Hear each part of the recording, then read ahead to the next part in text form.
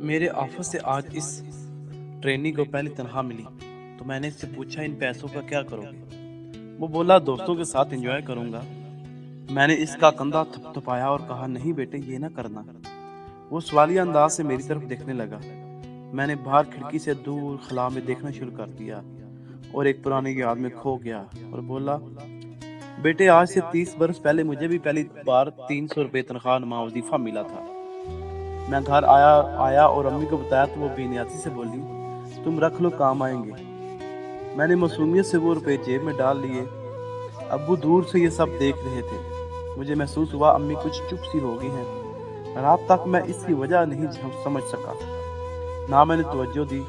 رات والد محترم نے شفقت سے پاس بٹھا کر کہا بیٹے جب بڑے ہو جاتے ہیں تو ماؤں کے دل بھی بڑے مضبوط ہو جاتے ہیں، انہیں ان پر بڑا فخر ہوتا ہے اور وہ برسوں اس دن کا انتظار کرتی ہیں کہ ان کا بیٹا کما کر لائے گا اور اپنی کمائی ان کے ہاتھ پر رکھ دے گا۔ وہ اس تصور سے ہی فخر کے ساتھ جھومنے لگتی ہیں۔ میں توجہ سے ابو کی بات سن رہا تھا۔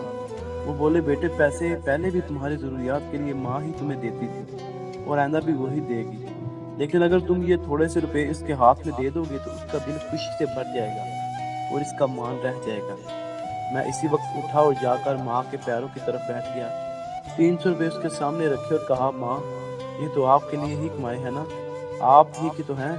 پھر وہی ہوا، ماں نے مجھے لپٹا لیا، ماتھا چوما، ان پیسوں کو چوما، آسمان کی طرف منہ اٹھا کر دیر تک اللہ کا شکر ادا کیا اور اپنے دوپٹے سے آنسو صاف کیے اور مجھے یوں لگا کہ میں نے قانون کا خزانہ ان کے قدموں میں رکھ دیا۔ میں نے اس ٹرینی نوجوان سے کہا بیٹے یہ پیسے جا کر ماں کے ہاتھ پر رکھنا اور یاد رکھنا ہم شاید اپنوں کے لیے بڑی بڑی خوشیاں نہ خرید سکتے ہوں مگر چھوٹی چھوٹی خوشیاں تو دے سکتے ہیں نا۔